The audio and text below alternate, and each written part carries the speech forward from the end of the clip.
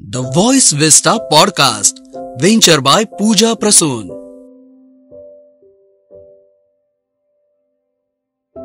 The Voice Vista proudly presents Candid Podcast Super 11, uncut म्हणजेच unedited super 11 season 2 मध्ये आपलं स्वागत आहे.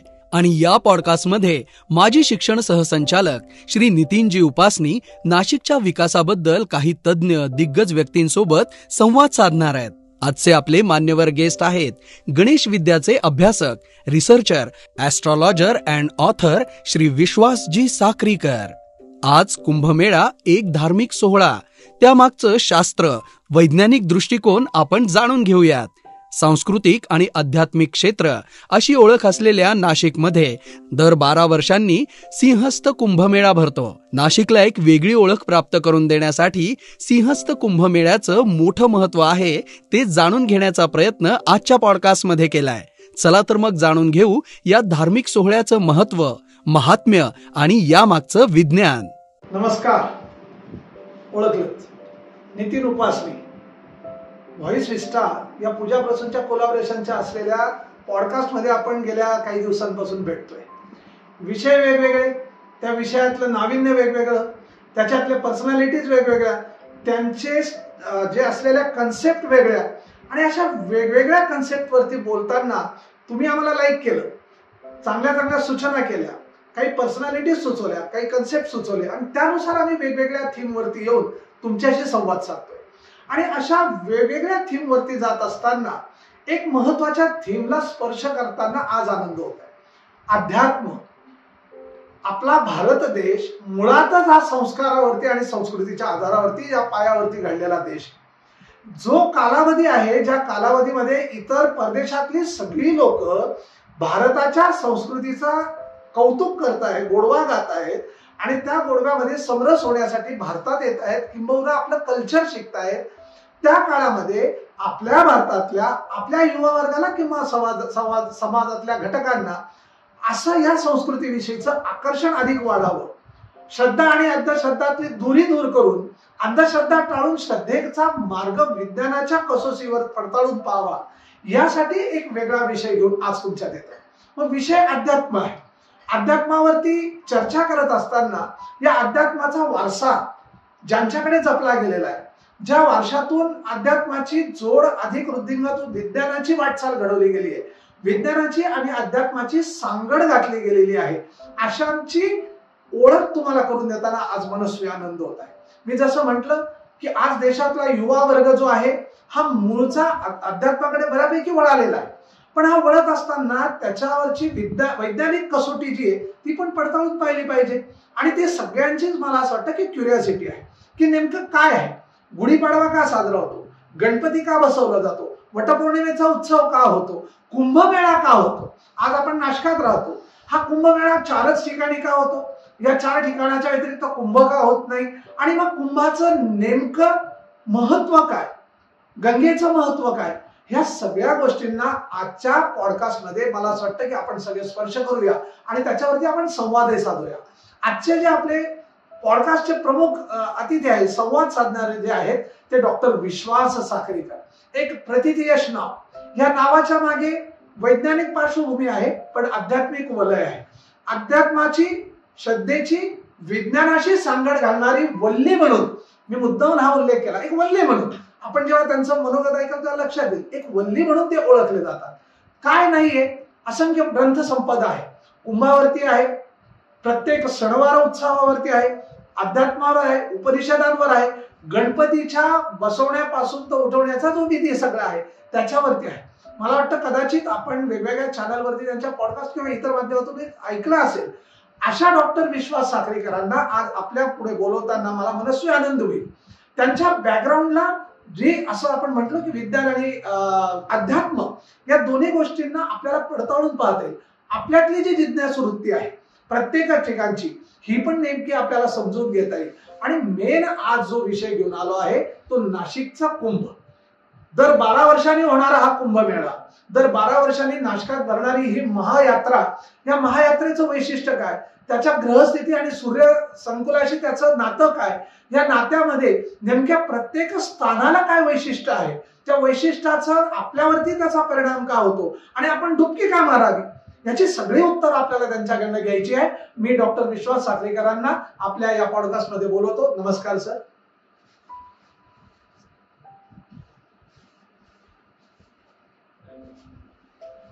डॉक्टर साहेब नमस्कार. नमस्कार. प्रत्यक्ष गुरुरूपी असलेले डॉक्टर विश्वास साखरेकर आता आपल्या उपस्थित आहे आणि आज आमच्या पॉडकास्ट शो मध्ये आपलं मी मनपूर्वक परत एकदा स्वागत करतो. विशेषतः आपली या बॅकग्राऊंड वरती म्हणजे आपण असंख्य पुस्तकं लिहिलेली आहेत. मला आठवतं की आपण गेल्या कुंभाच्या आधी कुंभ मेळ्याच्या माध्यमातून कुंभावरती आपण प्रत्यक्ष पुस्तक लिहिलं होतं.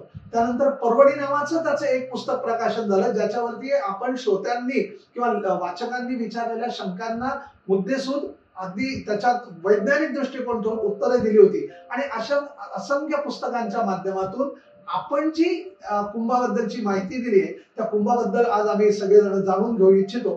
पहिल्या प्रश्नामध्ये मला आपल्याला असं वाटतं की मी आधी नाशिकला हा जो दर 12 वर्षांनी कुंभमेळा भरतो, प्रत्यक्ष हा भारतामध्ये 4 ठिकाणी भरतो, मग हा नाशकातच भरण्याचं कारण काय आणि कुंभ म्हणजे त्याचं त्या उत्सवाचं त्या महाउत्सवाचं स्वरूप काय? कुंभ हा जो शब्द आहे हा शब्द असा निर्माण झालाय. कु म्हणजे पृथ्वी आणि भ म्हणजे प्रकाश. अच्छा. म्हणून जिथे जिथे प्रकाशाचा उत्सव असेल, जिथे जिथे हे प्रकाशाचे वेगवेगळे रेडिएशन्स असतील, या वेगवेगळ्या रेडिएशन्सला जो मुळामध्ये आपण जाणून घ्यायचा विषय आहे तर तो पृथ्वीशी संबंधित आणि सूर्यकुलाशी संबंधित अशा दोन्ही गोष्टींशी संबंधित येतो. अच्छा.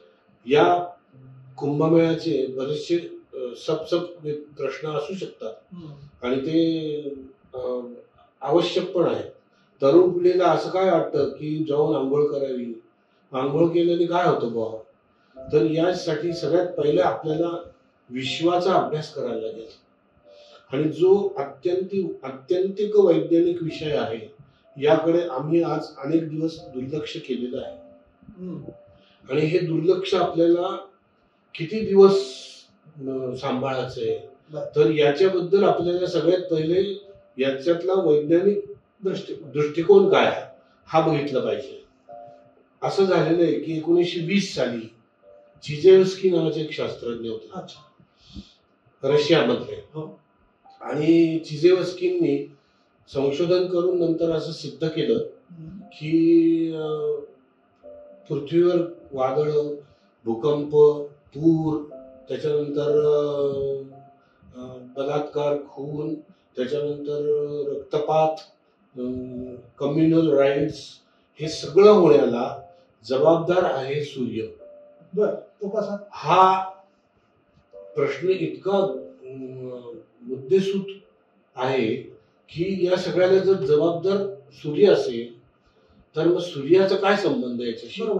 याचा अभ्यास करताना चिजेवस्कींनी सांगितलं की या सगळ्याला जबाबदार सूर्य आहे, पण त्यांना नीट डिटेल त्यांनी किती वर्षाचा अभ्यास केला मागे जाऊन, तर त्यांनी कैक वर्षाचा अभ्यास केला मागच्या असलेल्या गोष्टींचा.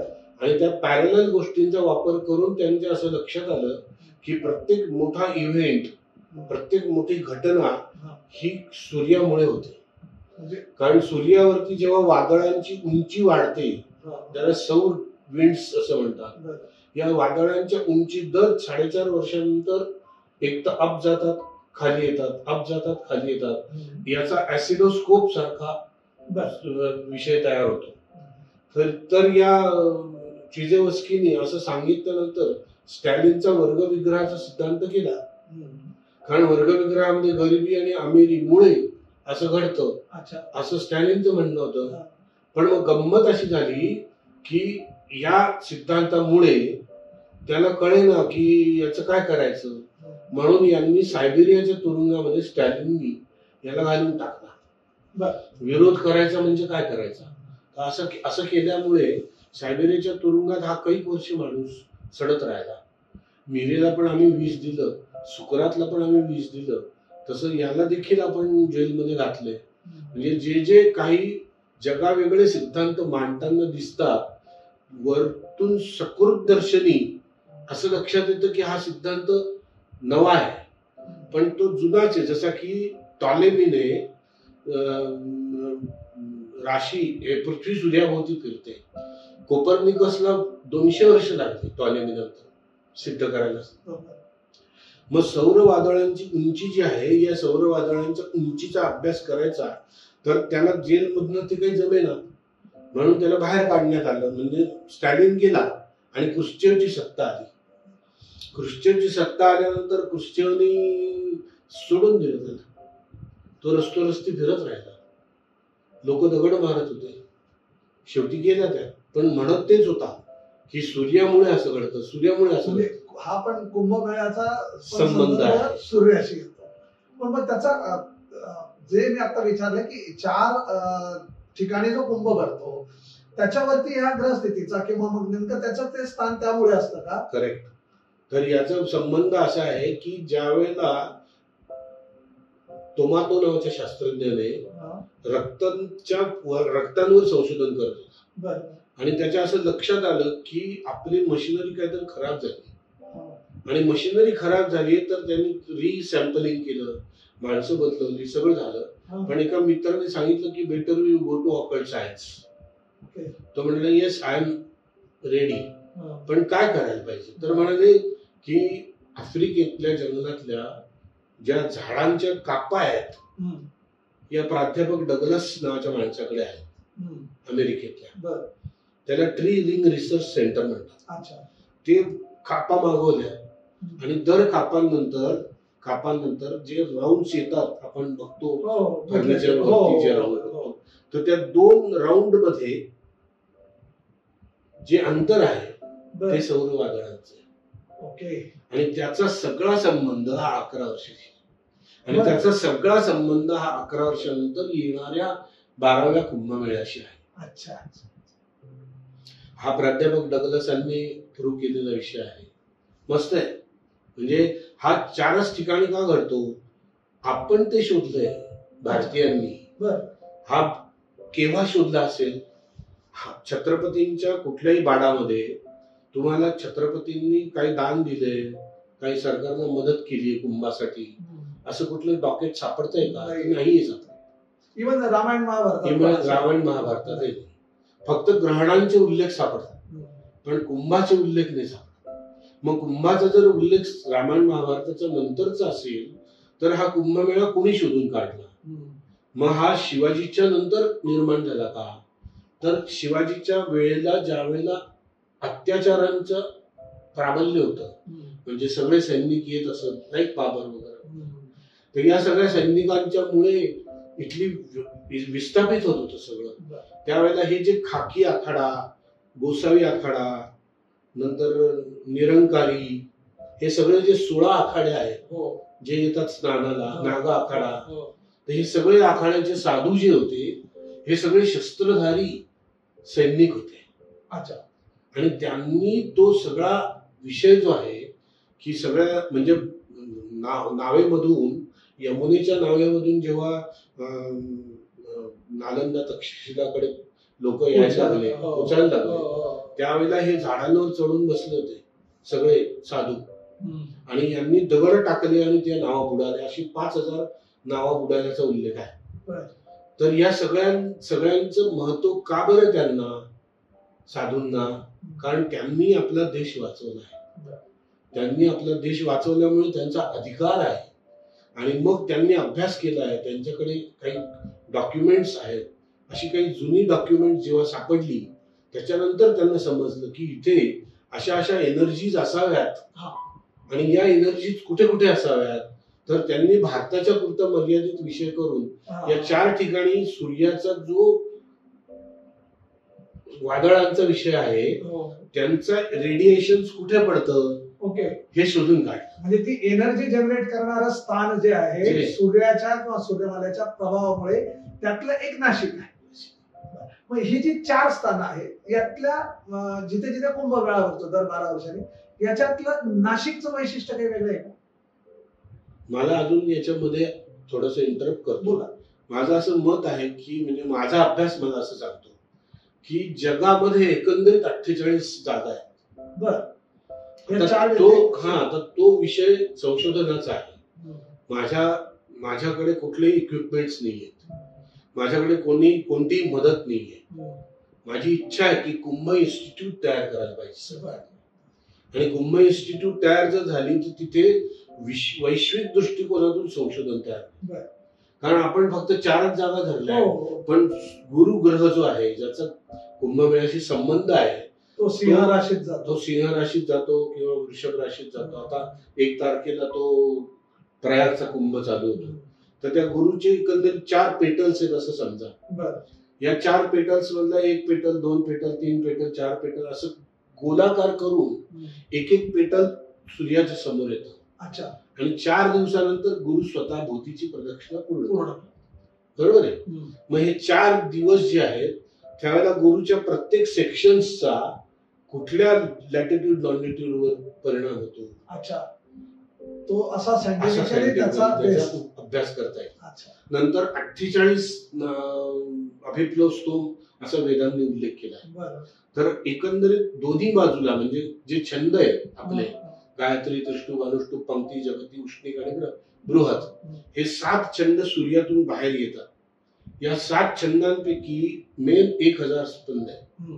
आणि या 7 छंदांपैकी कुठला छंद सेक्शन वाईज जातो यांचं जर आपण रेकॉर्डिंग तयार केलं म्हणजे लेखी तयार केलं तर आपल्याला जागांचा अभ्यास जरूर करता येईल.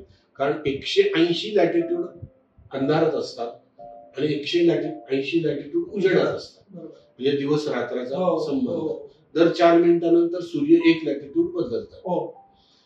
सेम 4 दिवसानंतर गुरुचा संबंध आहे. म्हणजे मग हे जे बदलत आहे हे सगळ्या भारतामध्ये वेगवेगळ्या ठिकाणी असू शकतं. नाशिकमध्ये का बरं? नासिका हा शब्द आहे त्याचा, लोकांनी त्याचं नाशिक केलेलं आहे. अच्छा, नाशिक. कारण 9 शिखरांवरती बसलेलं असं ते म्हणणं आहे. पण नासिकेचा संबंध हा मुळामध्ये हिच्याशी आहे, शूर्पणखेशी आहे. आणि जो पश्चिमेकडून गोदावरी जी येते ती सरळ सरळ वाहत पूर्वेकडे येते आणि पूर्वी जो कपालेश्वराचा उतार आहे जिथे चढतो आपण, रामकुंडाचा आणि कपालेश्वराचा मधला भाग, तिथपर्यंत ती येत होती आणि ती वळून दक्षिणेकडे जात होती. बरोबर. ही दक्षिण वाहिनी होती तिथे. दक्षिण वाहिनीचं वैशिष्ट्य का बरं आहे? आता पूर्वी नाव दरवाजा म्हणून नाशिकला आहे, तर नाव दरवाजा म्हणजे नावा चालत होत्या का? तर हो, त्याच्याशिवाय नाव दरवाजा कसं येईल? मग त्या एवढं पाणी असेल त्यावेळेला ब्रह्मगिरीवरनं किंवा तिकडनं, या सगळ्यांचा सगळा संबंध पाण्याशी खूप महत्वाचा आहे. बरोबर. याचं दुसरं रिझन असं आहे, शास्त्रज्ञांना असं सापडलंय की पाण्यात त्यावेळेस काय असतं. अच्छा. आपण असं काही संशोधन केलंय का की तुम्ही आंघोळ करण्याच्या पूर्वी तुमचं रक्त, लघवी, ECG, EEG काही केलंय? तुमचा म्हणजे मेंदूचा ग्राफ हे सगळं काही केलेलं नाही. मग जर असं केलं की आंघोळीच्या पूर्वी तपासलं, आंघोळ केल्यानंतर तपासलं, स्पेसिफिक जागेवरती जाऊन आंघोळ केली पाहिजे असं माझं म्हणणं आहे. म्हणजे जिथून ती पश्चिमेकडून पूर्वेकडे येते ती जेव्हा टर्न होते तिथे धनुष्यकुंड आहे. म्हणजे सगळ्यात पहिली गोष्ट अशी आहे की ती टर्निंगच धनुष्यकुंड असतं. अच्छा. आणि धनुष्यकुंड हे नासिकेशी संबंधित आहे. अच्छा, म्हणजे तो आकार तसा नासिकेशी संबंध आहे. हा नाशिकचा कान कापणं हा दुसरा विषय. नासिकेशी संबंध हा असा आहे की नासिकेशी मध्ये आपण इडा आणि पिंगला नावाच्या 2 नाड्या आहेत. बरोबर. म्हणजे या नाकाने आपण श्वास घेतो तेव्हा चंद्रनाडी असते, इकडे सूर्यनाडी. हे नासिकेशी संबंधित असलेला यौगिक विषय कुंभमेळा हा स्वतःच्या शरीरामध्ये प्राप्त करायचा असतो. कारण हरीचं द्वार म्हणजे टाळू. बरोबर आहे. प्रयाग म्हणजे पुन्हा पुन्हा प्रयत्न करणे. साधकाने सातत्याने प्रयत्न केल्यानंतर त्याच्या श्वासावरती त्याला मिळालेला कंट्रोल, हा कंट्रोल इकडनं तिकडे श्वास कसा न्यायचा, तिकडनं इकडे श्वास कसा न्यायचा, याचा यौगिक अभ्यास आहे. आणि तो जर तुम्हाला जमला तर तुम्ही खरी कुंभाची आंघोळ केली असं म्हणता येईल. अच्छा अच्छा, म्हणजे ती तुमची जशी शारीरिक स्नान आहे तसं तुम्हाला मानसिक स्नानाचा सुद्धा हा जो आपण सांगितला त्याला अध्यात्माला विज्ञानाची ही अशी पण जोड द्यायला लागली. बरोबर आहे. मग आता आपण जसं म्हटलं की प्रत्यक्ष पश्चिमेकडून येताना किंवा ती दक्षिण वाहिनी जी गंगा आहे ती दक्षिण वाहिनी झाल्यानंतर तिथे महत्व आहे स्नानाचं, जे म्हणजे भगवान रामाने किंवा त्या काळामध्ये सगळ्या यांनी राम नव्हते पण रामाचं जे कुंभमेळा नसेल पण राम जेव्हा वनवासात होते तेव्हा दक्षिण वाहिनी ती होती आणि नाशिकेशी त्याचा संबंध होता म्हणून त्या कुंडाला रामकुंड नाव पडलं. आता असं म्हणतात की सूर्यकुलाचा किंबहुना ग्रह नक्षत्रांचा याच्याशी कुठेतरी संबंध आहे की ती एनर्जी तयार होते. मधल्या काळामध्ये ह्या रामकुंडामध्ये खोदकामं झाली, मधल्या काळामध्ये यावरती बांधकामं झाली, मधल्या काळामध्ये वस्तांतरगृह त्या ठिकाणी उभं राहिलं. मग मला असं वाटतं की त्या ठिकाणी ती असलेल्या एनर्जी जी आहे, जी एनर्जी सूर्यकुलामुळे आणि ग्रह नक्षत्रांमुळे, मग तिचा काही याच्यावर परिणाम होऊ शकतो का? 100%. म्हणजे जे कॉन्क्रिटीकरण आहे ते कॉन्क्रिटीकरण काढून टाकलं पाहिजे. बर, सगळ्यात पहिली गोष्ट.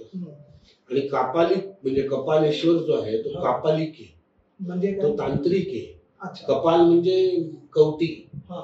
त्याच्यामुळे ती जी जागा आहे ती गोसाव्यांच्या स्मशानयोगी कपालेश्वराच्या मंदिराची मागचे सगळे कपालेश्वराच्या मागची ती त्या सगळ्या जागा या तांत्रिकांच्या होत्या.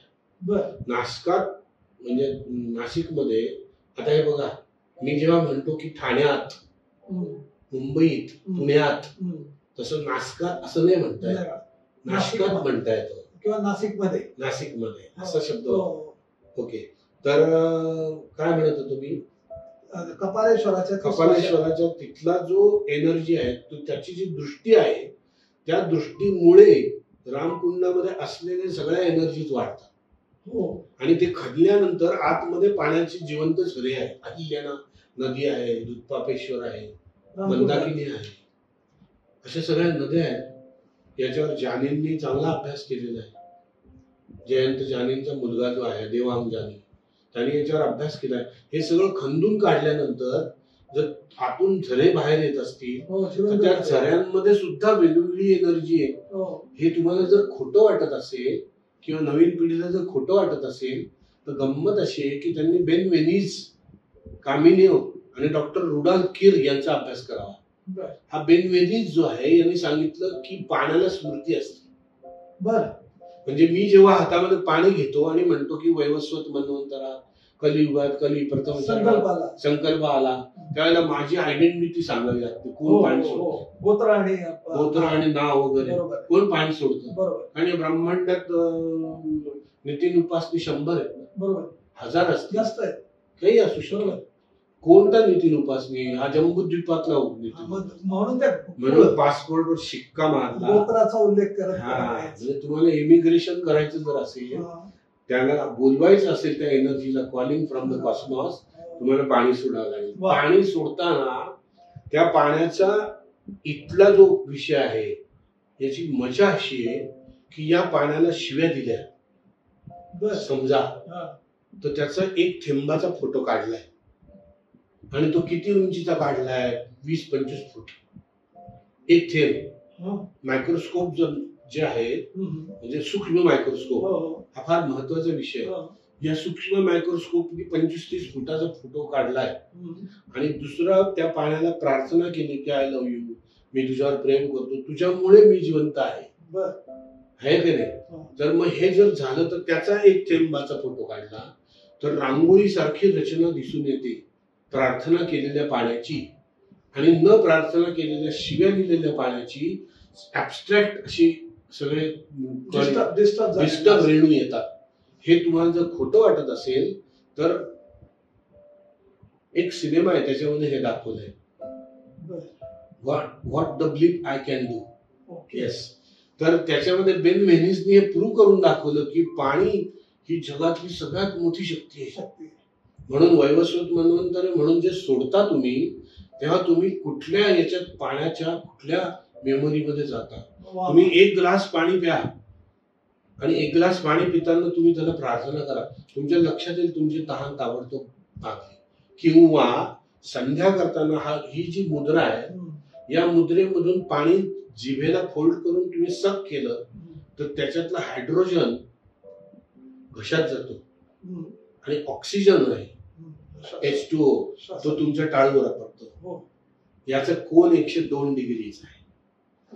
हे पाश्चिमात्यांनी शोधले, मी नाही, माझ्या देशातल्या कुणी. तेच तर म्हणतोय की ज्या काळामध्ये सगळं संशोधन भारतात आहे त्याची क्रेज परदेशाला आहे, पण आपल्या लोकांना नाही. आपल्या या माध्यमातून मला असं वाटतं की नक्कीच यांना कळेल. त्या गंगेवरून मला आता एक लक्षात असं आलं की प्रत्यक्ष जेव्हा गंगा प्रकट झाली भगवान शंकराच्या जटेवर, पण ती विष्णूच्या चरणांपासून झाली. मग ही गंगा प्रकट होताना गंगेचं जे अस्तित्व आहे हे प्रत्यक्ष आजही मला जे ऐकण्यात आले तुमच्याबरोबर संवादातून ते अंतरिक्षात आहे. मग ही जी गंगेची रूप आहेत जिथे कुंभ घडतो, ह्या स्थानांच्या आणि गंगेचं नातं आपण गंगा म्हणतो गोदावरीला का बरं? कारण आपल्या स्मृतीमध्ये आपण कुठून आलोय? विष्णू पासून आलोय. कारण व्यवस्थी विश्वम व्यापनोती इति विष्णू, आणि विष्णू या शब्दाचा अर्थ विशिष्ट प्रकारचा अणु. शंकराला स्थाणू म्हटलंय वेदांनी, म्हणजे स्थिर झालेला अणु. Potentizing, where there is a potentizing there is a energy. म्हणजे हा विष्णूच्या पायापासून निर्माण झालेली गंगा ही शंकराच्या जटेमध्ये त्यांनी धारण केली आणि धारण करताना त्याच्या 4 धारा बाहेर पडल्या. 4 धारा ज्या बाहेर पडल्या त्या अलकनंदा, चाक्षुषी, भद्रा आणि सीता. ही अलकनंदा जी आहे ही त्या शंकराच्या दक्षिणेकडे आहे. म्हणजे आपल्या कुठे आली? उत्तरेकडे आली. आपण हिमालय कुठे म्हणतो? आपल्या कुठे? उत्तरेला. पण शंकराचं तोंड कुणाकडे? दक्षिणेला. म्हणजे त्या दृष्टीने म्हणजे बरोबर आहे. तर मग या 4 ज्या आहेत याचा उल्लेख भागवताने केलेला आहे. आणि एक गंगेची धारा आहे जी सरळ वर जाते अंतरिक्षामध्ये. मग गंगा इथून मूल झालं कोणाला? भीष्म कशापासून झाले? गंगेपासून झाले. मग गंगेपासून झाले म्हणजे हायड्रोजन आणि ऑक्सिजनचा काय संबंध आहे का? जीवधारणेचा ऑक्सिजनशी तर पक्का संबंध आहे. आता लेटेस्ट रिसर्च मध्ये शास्त्रज्ञांना 7000 किलोमीटर खाली गेल्यानंतर पृथ्वीवर जेवढे 3 समुद्र जेवढे अख्खे समुद्र असे तिप्पट पाणी सापडलंय. मग आपण म्हणू शकतो की पृथ्वी ही आई आहे, तिला गर्भाशय आहे आणि त्या गर्भाशयातलं जे जल आहे हे जिवंत आहे. आणि त्याच्यामुळे पाणी ही गंमत नसून पाण्याला शिव्या देऊन पाण्यामध्ये आपण छानपैकी गटारी सोडून आपण म्हणतो की पवित्र गंगा. हे जर आपण करत असू तर आपले इतके मूर्ख कोण असू शकतो? दुर्दैवी तर सगळ्यात महत्वाचं.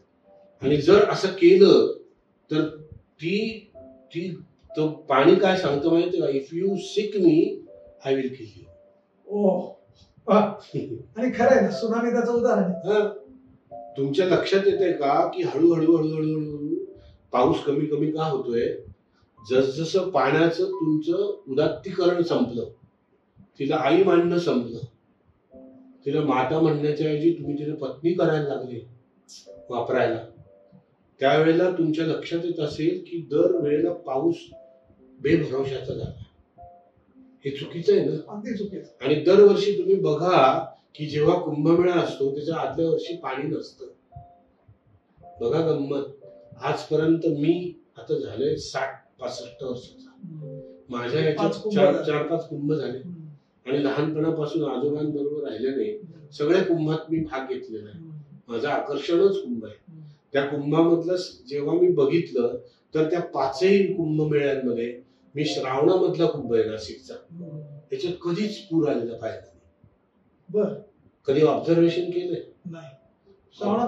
कधीच काही संबंध नाही. बरोबर. हा ऑब्झर्वेशन हा जो शब्द आहे ना हा इतका फंटास्टिक आहे की मी पाण्याकडे नुसतं बघितलं तर त्याचा रेणू बदलतो. म्हणजे ऑब्झर्वेशन चेंजिंग इलेक्ट्रॉन हा जो सिद्धांत आहे तर पाण्याकडे बघून मी प्रार्थना केली, मुद्रा केली आहे. हम्म. ही मुद्रा आहे शुद्धीकरणाची. हम्म. या मुद्रेने पाण्याच्या रेणूंमध्ये बदल होतो. जर तुम्ही गंगेवर जाताना, कुठल्या नर्मदेत जाताना, कुठे जिथे जाल, जिथे जल आहे जिथे जल आहे तिथे तुम्ही किती नम्रतेने वागलं पाहिजे. हे त्यात आहेच. नर्मम ददाती ती नर्मदा म्हटली. जी माणसाला खेळकरपणा शिकवते ती नर्मदा. आईशी जोडलेलं नातं आहे खरंच. पाण्याशी. नाही, हे भगवान श्रीकृष्णाच्या अरे. यमुनेशी असलेल्या नात्यातून त्याचा खोडकरपणा असू दे, त्याचा खेळकरपणा असू दे, तर यमुनेशी जे त्याचं घट्ट नातं होतं हे तेच सांगतात. अहो ते जे तो जो नाग आहे ना, कालिया. तो काही कालिया वगैरे नाहीये. तो पोल्युटेड वॉटर आहे. अच्छा. त्याला आता त्यांनी वैज्ञानिक- त्याला त्यांनी मार्ग करून दिलं, जा तुझ्या घरी. ओके. आणि तो जेव्हा निघाला पाणी स्वच्छ जेव्हा झालं हा. तेव्हा जे शेतांमध्ये जे घातले गेले बाण हा. त्याला गोप म्हटलेलं आहे. ओके. आणि त्या ज्या आतल्या छोट्या छोट्या नहर आहेत त्याला गोपी म्हटले. काय जबरदस्त आहे. हे भागवत- हे- हे विज्ञानाच्या दृष्टिकोनात जबरदस्त. महाभारत महाभारत. म्हणजे कृष्णाच्या कालियामर्दनाशी पोल्युशन जोडलं Control. जाऊन पोल्युशन म्हणजे पोल्युशन दूर करणं म्हणजे कालियामर्दन, आणि मग त्यांना प्रवाहित करणं म्हणजे गोपिकांबरोबरचा रासक्रीडा किंवा खतम, रासलीला. खतम. अगदी निश्चित.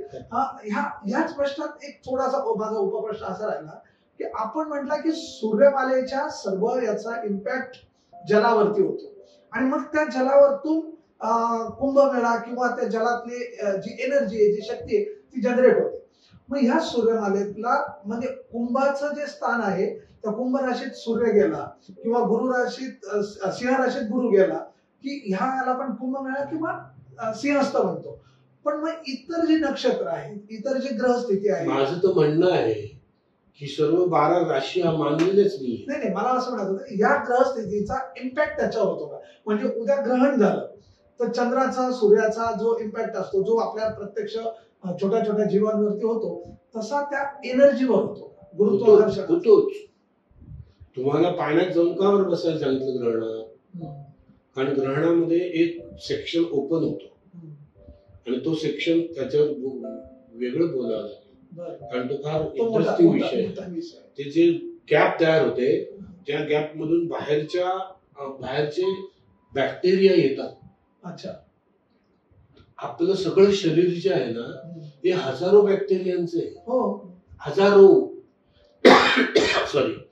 तर गंमत अशी आहे की तुम्हाला हा प्रश्न विचारताना अजून एक उपप्रश्न तयार होतो की जसं पाणी हातात घेऊन तुम्हाला दिलं तसं आई बाहेर जाताना परीक्षेला वगैरे जाताय, तुम्ही गावाला जाताय, कुठे यात्रेला जाताय, तेव्हा आई काय म्हणते, थांब जरा हातावर दही देते.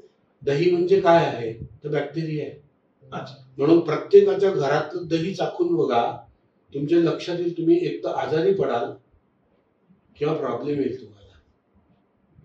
कारण प्रत्येक घरातला विचार जो आहे तो त्या दह्यात असतो, आणि त्या माणसाच्या हातावर दही दिलं की त्या घरातला बॅक्टेरिया म्हणजे विचार जो आहे तो तुम्हाला परत त्या घराकडे खेचून आणतो. म्हणजे अन्नाशी सुद्धा एनर्जी असते. स्वयंपाक करतानाचे विचार. मग शंकरावरती अभिषेक का करायचा दह्याचा? महत्व आहे ना. आणि जर तुमची अख्खी बॉडी बॅक्टेरियाची असेल तर बॅक्टेरिया तुमच्या शरीरात जायलाच पाहिजे बाहेर. नाही गेलं तर कसं काय होईल? मग आता बायकांना जेव्हा बाळ होणार असतं तेव्हा त्यांना काय ती गोळी देतात, असते ती काय दह्या दुधाचीच असते समथिंग. नाही, आता मी जसं म्हटलं तुम्हाला की तुम्ही ह्या प्रत्यक्ष याच्यामधून या ग्रहस्थितीचा जर इम्पॅक्ट मनुष्य जीवावर होतो, जलावरती होतो, तर मग अशी ग्रहस्थिती 12 वर्षांनी अशी काही वेगळी येते का की ज्या 12 वर्षाच्या म्हणजे कुंभाचं दर 12 वर्षांनीच का कुंभमेळा येतो? विशेषतः त्याचं उत्तर मला मिळालं. हाही माझा एक प्रश्न होता की हा भारतातच का होतो, इतर देशात काय होत, पण त्याचं उत्तर तुम्ही ऑलरेडी दिलं की 48 ठिकाणी अशी जगभरात स्थान आहे ती शोधली जावी. पण मग ह्या ग्रहस्थितीचा असा कोणता परिणाम असतो की तो कुंभ तेव्हा येतो? 12 गुणिले 4 किती झाले? 48. म्हणजे 48 जागा झाल्या. म्हणजे 48 वेळेला म्हणजे एकदा वर्षातून 4-4 ठिकाणी कुंभमेळा यायला पाहिजे का नाही? हो, यायला पाहिजे. बरोबर. मग त्या जागा माहिती आहेत का तुम्हाला? नाही. मग सेंटर ऑफ ग्रॅव्हिटी, या वास्तूचा जो सेंटर ऑफ ग्रॅव्हिटी आहे हा कुठे असेल? जर पृथ्वीला आपण एक ऍबस्ट्रॅक्ट अँगल असं चित्र काढलं आणि टांगलं खिळ्याला, त्याला भोकं पाडली आणि ते दरवेळेला टांगत गेलो आणि रेषा मारत गेलो तर त्या अख्ख्या याचं सेंटर ऑफ ग्रॅव्हिटी बाहेर येऊ शकतो. बरोबर. तसं पृथ्वीचं ग्रॅव्हिटेशनल एनर्जी बाहेर आहे. अशा इतक्या जागा आहेत तुम्हाला सांगतो की जिथे माणसाने जाऊ नये आणि तिथली एनर्जी खराब करू नये म्हणून त्या गुप्त जागी बसलेल्या आहेत. आणि जो साधू असेल त्याला कळेल की तिथे जागा ती आहे. ही आता याच्याशीच परत एक प्रश्न येतो की मग ठीक आहे, ते 12 वर्षांनी तो कुंभमेळा या ठिकाणी येणार. नाही 12चं मला जे माहिती ते 12 आहेत. म्हणजे आपल्याकडे भारतात जे 4 स्थान आहेत त्याची. पण मग याचा दिवस, याची तिथी आणि याचा वार हा कसा निश्चित केला जातो? गुरु, चंद्र आणि सूर्याच्या भ्रमणावर. म्हणजे जे स्नानाचे आपण स्नानाचे मुहूर्त ते त्याला जो असतो तो त्याचा गुरु, चंद्र आणि सूर्य त्याच्यावरती असतो. आपण नाशकात खूप वर्षापासून होता. मधल्या काळात आपण टिटवाळ्याला गेलात, पण पुन्हा आता आपलं नाशकात वास्तव्य आहे. नाशकात असंख्य अशी एनर्जीची ठिकाणे ज्याच्यावरती तुम्ही बोलतात. अशा एखाद्या एनर्जीच्या बद्दल जर बोललं तर आम्हाला कळेल. जर तुम्हाला सांगायचं झालं तर आपला हा जो आहे व्हिक्टोरिया ब्रिज, या व्हिक्टोरिया ब्रिजच्या खाली तिकडे अग्नी आखाडा आहे. बरं. या अग्नी आखाड्यामध्ये शारदा तिलक तंत्र नावाचा ग्रंथ लिहिला गेला. शारदा तिलक ग्रंथ, शारदा तिलक तंत्र, शारदा तिलक तंत्र. ही जी जागा आहे हा तिथे लिहिला गेला त्या जागी, आणि तो राघव भट्टांनी लिहिला. हे नाशिकच्या कुणालाही माहिती नाही. विचारा तुम्ही. अशा कित्येक जागा आहेत की इथे अनेक संतांच्या आपल्या संजीवन समाधी आहेत नाशिकमध्ये. कित्येक. हो. अजगरेश्वर आहे, केशवनाथ महाराज आहेत, अद्वैतेश्वर आहेत, माधवदास महाराज आहेत. किती 11 आहेत. गंमत सांगतो तुम्हाला की मला याच्यावर बोलणं चांगलं नाही वाटत, पण त्याच्यावरती जो काय पैसा खर्च होतो, युरिनल बांधलेले आहेत समाधी, संजीवन समाध्यांवर. काय बोलायचं म्हणजे आपल्याला असं म्हणायचं आहे की विकासाच्या या प्रयत्नामध्ये, विकासाच्या वाटेवरती नाशिकचा जो सांस्कृतिक वारसा आहे तो घालवण्याचा एक प्रयत्न होतोय. पण मग जसं आता आपण याच्यापूर्वी बोललो की रामकुंडातल्या अस्थि विसर्जनाची जागा असेल, रामकुंडातली दक्षिण वाहिनी गोदावरीचा जो पॉइंट असेल, आणि ह्या दोन्ही याच्यावरती वस्त्रांतरगृह किंवा दाबल्या गेलेल्या झऱ्यांचा हे जर असेल तर मग ह्या विकासाच्या वाटेवरती किंवा विकासामध्ये आपण आपले नुकसान करतोय सांस्कृतिक वारसा. याला म्हणजे तुमचा याच्यात हे काय असेल, मत काय असेल की काय करा? सरकारने त्याच्याबद्दल निर्णय घ्यायला पाहिजे, काढले पाहिजे. अहो 4 लोकांना तुम्ही बोलवा ना, मला नका बोलू, पण 4 जाणकार लोकांना बोलवा. नाशिकात जाणकार लोक कमी नाहीये. सौ काशीकर एक नाशिककर म्हटलेले आहे. अरे क्या? हा नाशिकची सगळीची सगळी जागा म्हणजे लोक, सॉरी, श्रीधर अण्णा शास्त्री वारे, किती लोक, तुम्ही खेडकर शास्त्री, महाशब्दे, त्याच्यानंतर शौचे, लक्ष्मीकांत शौचे, त्याच्यानंतर भानोसे, हे ऋषितुल्य माणसं, ऋषीच ते. अजून काय? पण मग यांचा उपयोग करूनच घेत नाही ना तुम्ही. यांना बोलवत नाही. यांचा मान सन्मान करायला पाहिजे सरकारने. तो पुढचा भाग झाला. पण मला आता म्हणजे या सूचना आपण देऊया, पण मुख्य मुद्दा तो हाच पुन्हा एकदा येईल की ह्या सगळ्या सांस्कृतिक वारशाची जर जडणघडण करायची असेल किंवा पुन्हा पुनर्वैभव आपल्याला नाशिकला आणून द्यायचा असेल तर मग आपल्या युवा वर्गाने, आपल्या या समाजातल्या घटकांनी काय करावं? अभ्यास करायला एकत्र यायला पाहिजे आणि अभ्यासाचं इम्प्लिमेंटेशन करावं लागलं सरकारने करायचं. नाशिक पुरतं मर्यादित न ठेवता ते डायरेक्ट केंद्राशी संबंधित ठेवायचं. तसं हा विचार केला तर आपण असा हा प्रवाह जर त्र्यंबकेश्वर पर्यंत घेऊन गेलो, कारण त्र्यंबकेश्वराला आपलं कुंभ्याचं दुसरं स्थान म्हणतात. नाही, दोघंही महत्वाचे स्थान आहे. मग याच्यात एकाच जागेवरती असे 2 हे काय? कारण तो शैव संप्रदाय आहे. अच्छा. आणि हा वैष्णव संप्रदाय आहे. म्हणजे शंकराच्या भक्तांनी तिथे साजरा करायचा तो महोत्सव. वैष्णव कारण शाक्त, शैव, वैष्णव, गाणपत्य हे सगळे सगळे वेगवेगळे संप्रदाय आहेत. मग यांच्या कुंभातला काही फरक असतो का दोघीकडच्या? नाही, स्नानामध्ये फरक नसतो, अच्छा. पण त्यांच्या उपासना पद्धतीमध्ये फरक असतो. एक तर ही सगळी माणसं अभ्यासू होती पूर्वी. तुला काय प्राप्त झालं, मला काय झालं, याला काय झालं, याला काय झालं, दर 3 वर्षानंतर एके ठिकाणी एकत्र यायचं. माझा असा असा रिसर्च आहे. मग सगळे लोक एकत्र बसायचे, त्या रिसर्चवर चर्चा करायची, अभ्यास करायचे 1 वर्षभर. आता विमानाने येतो साधू, है का नाही, म्हणजे मंथन करायचं, मंथन करतो तो. आणि पेटंट साठी भांडायचे नाही. तेव्हा भांडायचं नाही, शेअरिंग करायचं. माझं नॉलेज तुला दे, तुझं नॉलेज त्याला दे, पण आता माझं नॉलेज माझ्याजवळ ठेवून म्हणजे आपण कुठेतरी ते असं वाटतं की साठवतोय आणि त्याला समाजापर्यंत. म्हणजे साधू समाजाने देखील, संत समाज आणि साधू समाजाने देखील आता बोट पकडलं पाहिजे सायन्सचं. काय पर्याय दुसरा? तुम्हाला जर हे अल्टिमेट करायचं असेल भारताला, भारत हे अल्टिमेट नॉलेजचं क्षेत्र आहे. तिवंद्यामध्ये मी लोकांना सांगतो की अहो, भद्रकाली जी आहे ही आता गायधनींच्या जागी आहे. गायधनींनी ती जागा दिली आहे. वरती पाटील लेन जी आहे बुधाच्या टेकावर गेल्यावर तिथे भद्रकाली होती. आणि विश्वामित्र आले आणि ते म्हणाले, रामा तुझा यश सहज नाही. तुला जर जिंकायचं असेल या राक्षसांसाठी तर तुला अस्त्र प्राप्त करून घ्यावे लागतील. आणि ते अस्त्र प्राप्त करून घेण्यासाठी मी तुला जे काही अस्त्र दिले ते अस्त्र ठीक आहे, पण त्याच्यापेक्षा जास्त अस्त्र तुला लागणार आणि ते तू त्या भद्रकालीकडे माग. म्हणून रामाने उपासना केली भद्रकालीची. आणि ती उपासना भद्रकालीची केल्यानंतर ती प्रकट झाली आणि तिने विचारलं, बोल काय पाहिजे?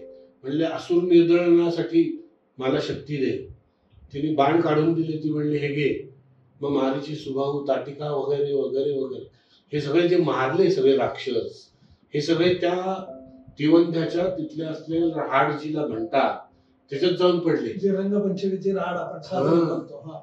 तर ते मरताना म्हणाले की तुझ्या रामादेवाच्या हाताने आम्ही मेलो, त्याच्यामुळे आम्हाला आता असा वर दे की इथे ज्याला बाधा झाली असेल आमची राक्षसांची भूतबाधा, त्यांनी इथे आंघोळ केली की त्यांची भूतबाधा गेली पाहिजे. रामाने वर दिला, येस, म्हणून त्याला त्रिवधा म्हणतात. अच्छा, ते तिवंदा. हा, त्याचा तिवंदा. अपभ्रंश जसा नाशिक. याच्याच अनुषंगाने कुंभामध्ये असे स्नान तर झालं, पण तर्पण, श्राद्ध असे विधी करतात. याचं पौराणिक किंवा वैज्ञानिक महत्व फार महत्वाचं आहे. तुम्ही याच्यावरती मला आता तसं बोलता नाही येणार, कारण की हा पिंडदानाचा वेगळा विषय आहे. पण थोडासा थोडक्यात त्याचा असा संबंध आहे की वसु रुद्रादित्य. वसु म्हणजे वडील, रुद्र म्हणजे आजोबा, आणि आदित्य म्हणजे पणजोबा. म्हणजे वसु पृथ्वीवर राहतो तुम्ही जोपर्यंत आहात तोपर्यंत. त्याच्यानंतर तुमचा मुलगा तुम्हाला इथे ठेवतो. अच्छा. त्याच्या वरचा जो असतो तो त्याचे म्हणजे एक एक टप्पा वरती जातात, बाल्कनी वगैरे वगैरे. त्याप्रमाणे ते वर जातात. तर वसु म्हणजे पृथ्वी, रुद्र म्हणजे चंद्र, पितरांचा राजा आहे, आणि आदित्य म्हणजे सूर्य. त्यामुळे वसु, रुद्र, आदित्य असे 3 पिंड आहेत. तर पिंड याच्याऐवजी पिंडी म्हणतात. पिंडी नाही, पिंडी हा शब्द जो आहे तो शंकराच्या पिंडीला आहे, पण ते त्या पिंडीला पिंड म्हणतात. शंकराची पिंड. अच्छा, त्याला पिंडी म्हटलं पाहिजे. तर हे जे पिंड आहेत हे मांडल्यानंतर तुम्ही कॉलिंग जेव्हा करता, दशरथाचा हात आला पिंड घ्यायला. जेव्हा रामाने ही तुमच्या त्र्यंबकेश्वरच्या अलीकडे चक्रतीर्थ आहे तिथली गोष्ट आहे.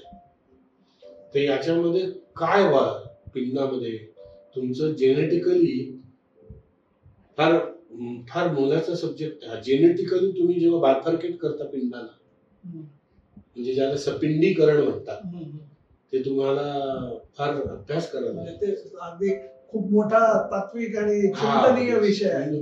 पण मग मला फक्त एका याच्यातच एवढं की आपण नेहमी समजा श्राद्ध करतो वर्षाला तिथीला किंवा पिंडदान करतो, पण सिंहस्थामध्ये याचं वेगळं वैशिष्ट्य आहे. तर मग ते मला महत्व काय आहे? कारण गुरु तिथे असतो, चंद्र तिथे असतो, सूर्य तिथे असतो. ती एक वेगळी एनर्जी असते. त्या वेगळ्या एनर्जीमुळे त्यामुळे तुमच्या पितरांना चांगला गती प्राप्त होते.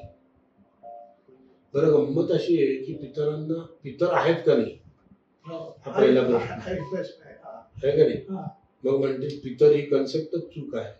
पित म्हणजे पिवळा, र म्हणजे तरंग. अच्छा, ते पिवळ्या रंगाचा जो पट्टा आहे विचार मधला त्याला पितर म्हणतात. बरं, तुम्हाला जर विचारलं तुम्ही देव पाहिलाय का? नाही.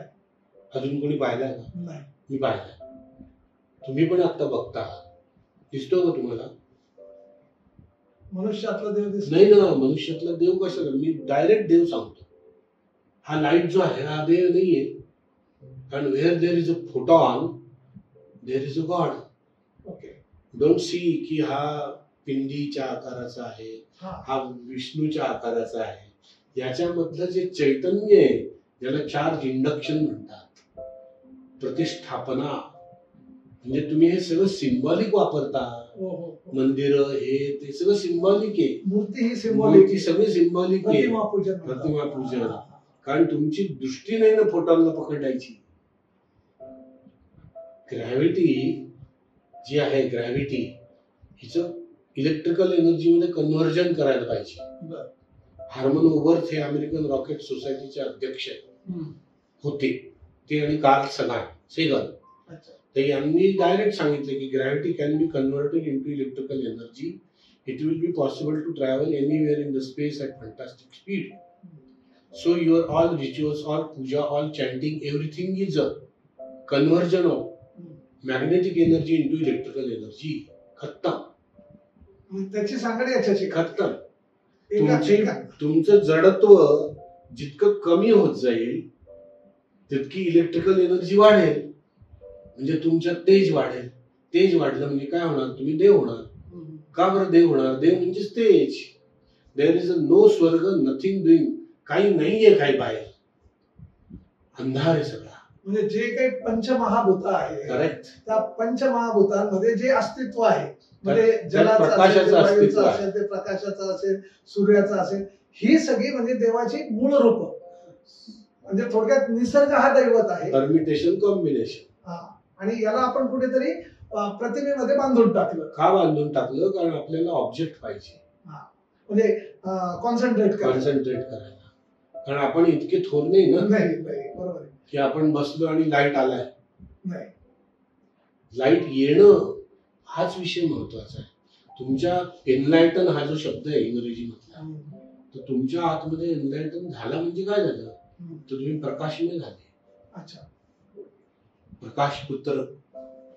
म्हणजे ह्या सगळ्या याच्यामधून कुंभाला जर आपण संशोधन करायचं झालं, कुंभावरती चिंतन मंथन करायचं झालं, तर हा सगळ्या शेवटी पंचमहाभूतांच्या एनर्जीशी रिलेटेड विषय येतो. आणि तो सुद्धा ग्रॅव्हिटेशनल आणि इलेक्ट्रिकल येतो. दोन्ही येतात. पूर्वेपासून पश्चिमेपर्यंत इलेक्ट्रिकल, दक्षिणेपासून उत्तरेकडे मॅग्नेटिक. ह्या सगळा तुमचा हा जो वैज्ञानिक दृष्टिकोनातून अध्यात्माचा बेस आहे. आज जगामध्ये आपला देश तरुण देश म्हणून ओळखला जातो. सुदैवाने या देशाची संपत्ती जी ती ही तरुण वर्गाची युथ आहे. या युथला एन नंबर्स ऑफ असे डिस्ट्रॅक्शन्स आहे. म्हणजे मग मी इकडे जाऊ का, मी तिकडे जाऊ का, मी तिकडे जाऊ का, मी हे करू का, ते करू का. या सगळ्याच्यात माझ्या भारतभूमीचे जे वैशिष्ट्य आहे, याला आध्यात्मिक त्यांच्या श्रद्धेला सांगड घालून आपल्या ह्या सगळ्या शक्तीला, या युवा शक्तीला तुम्ही काय मेसेज द्या? माझा मेसेज असा आहे की तुम्ही पहिले अभ्यास करा आणि मग टीका करा. तुम्ही पहिले भागवत वाचा. ते बाहेर भागवताच्या कथा होतात, तिथे जाऊ नका. म्हणजे माझ्यावर टीका होऊ शकते, पण मला ते मान्य नाही. कारण ते काही भागवत नाहीये ना. कारण श्रीकृष्ण उठला, झाडावर चढला, कपडे काढले, रास क्रीडा केली, हे भागवत नाहीये. भागवतामध्ये इतकं टेरिफिक सायन्स आहे. माझं एक पुस्तक आहे व्यासोच्छिष्ट नावाचं. त्याच्यामध्ये मी फक्त व्यास मीन्स डायमीटर. अच्छा, वा. याच्यावर पुस्तक लिहिलं, फक्त व्यास, त्रिज्या आणि व्यास. बस. मग मुलांना निरोप याच्यासाठी काय की श्रद्धा ठेवायची असेल अभ्यास करा, फक्त अभ्यास करा. आपल्या संस्कृतीचा. कार्ल सगांची पुस्तकं वाचा, एपीजे कलाम. पण मग आपण तर खलील जिब्रानचे पण खूप अभ्यासक आहात तुम्ही, त्यांच्यावरती तर खूप साहित्याचा वेगळा विषय. साहित्य आपलं प्रख्यात आहे, त्याच्यावरती पण आपण केलेलं आहे, गझल केलेले आहेत. का बरं जगाचा अभ्यास नाही करायचा? करायला पाहिजे. का बरं आपण या सायंटिस्टचा अभ्यास नाही करायचा?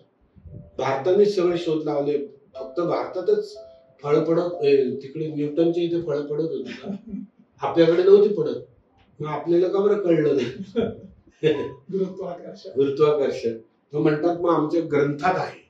मग तुमच्या ग्रंथात आहे तर दाखवा. तर ते म्हणतात की मी ऐकलंय असं. नो, ब्लॅक अँड व्हाईट दाखव. तर असा आजचा प्रवास आहे. खरं म्हणजे विज्ञानाची अध्यात्मावर सांगड घालताना, एवढं मोठं चिंतन ऐकताना मला असं वाटतं की आपल्याला वेळ कमी पडतो का, त्याच्यातल्या खूपशा गोष्टी कळायला नाही.